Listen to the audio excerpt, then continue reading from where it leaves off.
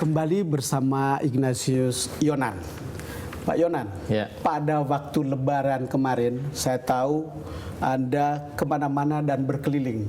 Kru saya juga keliling Betul. bersama Anda. Dan pada satu saat kita tiba-tiba melihat gambar Anda meringkuk di kereta api. Cerita tentang gambar Anda meringkuk ini apa sebetulnya? Ya, saya ngantuk aja, Pak. Ngantuk saja, Iya. tapi ngantuk kan ada sebabnya karena capek atau Ya, kurang tidur ya, Pak. Anda bisa lihat di layarnya coba Pak Yonan. Ya. Nah, Ya ini fotonya. lelap bener. Iya, ketiduran, Pak.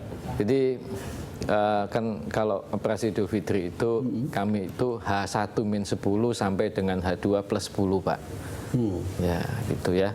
Jadi kali ini malah H1-10 sampai H2 plus 13 gitu karena animo penumpangnya banyak sekali. Nah, waktu itu saya tugas di Jawa Timur.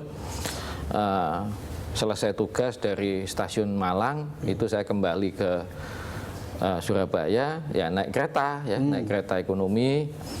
Ya, saya udah bilang rekan saya itu saya mau istirahat sebentar karena itu di kereta makan kebetulan kosong ya.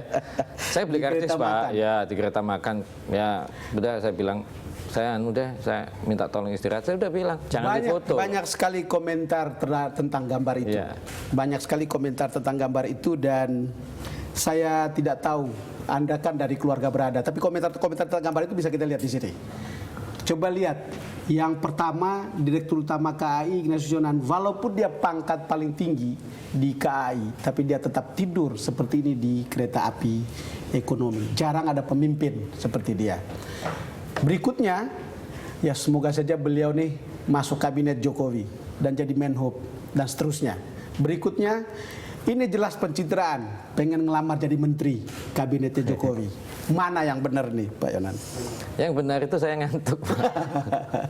Jadi ngantuk. Iya. Dan silakan komentar apapun yang terjadi di luar itu. Iya, kan yang ngambil foto itu kalau nggak salah Pak Agus Pambagio ya. Iya, Jadi pengamat betul. kebijakan Itu dari Agus. publik. Kebetulan beliau bareng saya dari Malang ke Surabaya. Saya udah pesan sama staf saya yang duduk di depan saya itu ada staf saya bilang saya mau tidur jangan difoto ya, gitu.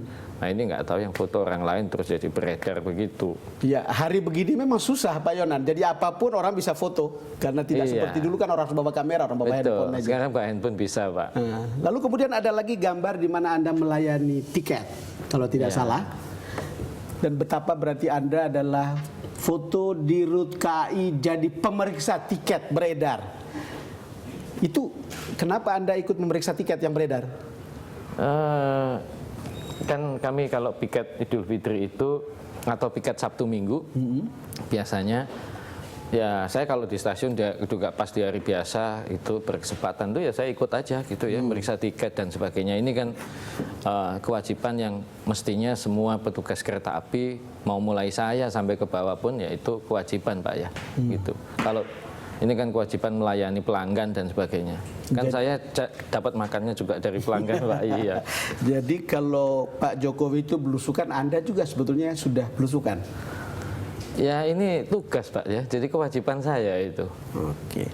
Mungkin satu hal ya, Pak Yonan. Mungkin filosofi di belakang itu adalah bahwa Anda ini leading by example. Iya, betul, Pak. Gimana kira-kira Anda merenungkan cara Anda memimpin seperti ini? Nah, begini. Seperti tadi ya, itu memeriksa tiket gitu Pak. Memeriksa tiket itu memang di banyak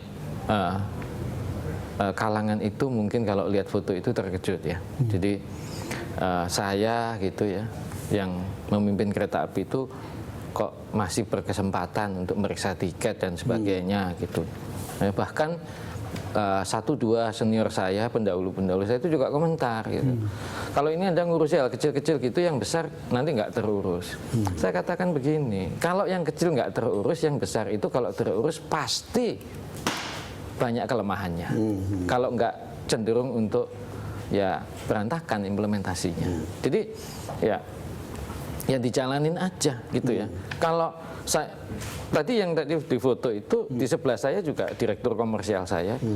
Kalau saya meriksa dia di situ masa berani diam aja nggak meriksa, nggak mungkin Pak. Ya. Nggak, tapi yang begini ini kan ada trigger ketika seseorang melakukan pekerjaan seperti ini. Iya. Ada passion ketika orang melakukan pekerjaan seperti ini. Jadi tidak bisa orang ujuk-ujuk seperti itu gitu kira-kira. Passion Anda itu gimana dengan tentang kereta api? Karena dari bankir kan sebelumnya? Iya betul Pak. Kira-kira begitu. Iya betul. Ya passion sebenarnya gini ya. Kalau passion saya itu mungkin tidak terlalu penting Pak. Ya. Atau mungkin saya katakan nggak relevan. Yang paling relevan itu adalah kebutuhan daripada masyarakat sebagai pelanggan kami. Ya.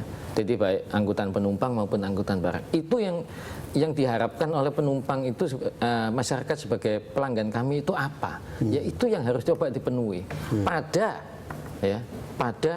harga yang pantas. Kalau mintanya itu mewah tapi harganya murah sekali, ya mungkin sulit. Kecuali pemerintah mau besar-besaran subsidi seperti di Cina, gitu. Tadi Pak Yonan mengatakan pelayanan itu batasnya langit. Iya.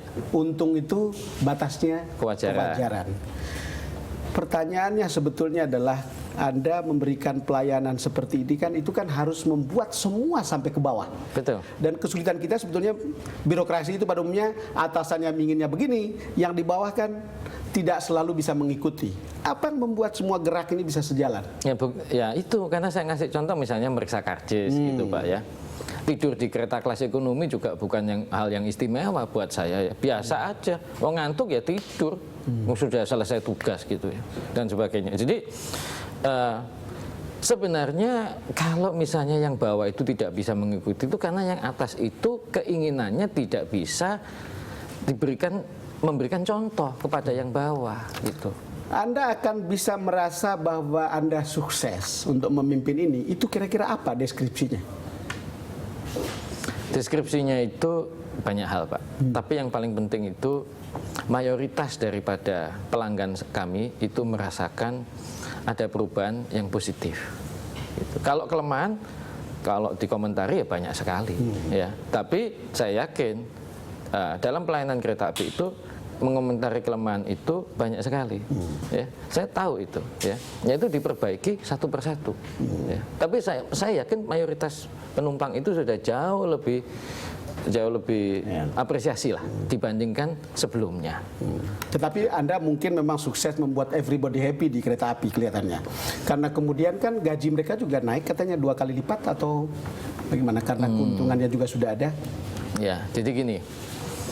Saya selalu percaya bahwa terutama dalam korporasi yang melayani masyarakat yang banyak sekali dalam bidang apapun itu penghasilannya itu mesti dalam batas kewajaran itu cukup lah Pak.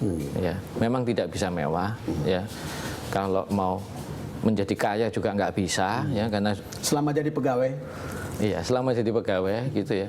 Dan kalau pegawai yang pakai seragam itu hukumnya begitu Pak di dunia itu. Orang yang berseragam itu memang tidak bisa menjadi kaya karena pekerjaannya. Coba kita lihat ada karyawan yang mempunyai menyatakan sesuatu atau mengatakan sesuatu. Baik. Silakan. Beliau itu langsung memberikan motivasi ke bawahan-bawahan. Jadi beliau terjun langsung dan mencontohkan seperti sistem boarding pass dia terjun langsung, terus pencetakan tiket mandiri gitu. Udah gitu untuk perubahan yang lebih baiknya lagi untuk dokumentasi di kereta api itu jadi yang tadinya rata-rata manual menjadi sekarang udah bersistem gitu. Kami sebagai pegawai kereta api itu pastinya yang paling utama sebenarnya yang kita lihat kaitannya dengan kesejahteraan. Pastinya sudah jauh beda ya dari situ. Yang kedua kita punya kepastian bahwa ke depan itu arahnya itu kami itu seperti apa gitu kan. Untuk perubahan ini ya di mana-mana setiap perubahan yang memang saya bilang ini sangat drastis ya, ya kita harus ekstra. Nah artinya sederhana aja, kata kuncinya capek gitu. Iya, kata kuncinya kalau semua orang bekerja baik juga membuat semua orang bisa lebih sejahtera mestinya. Betul.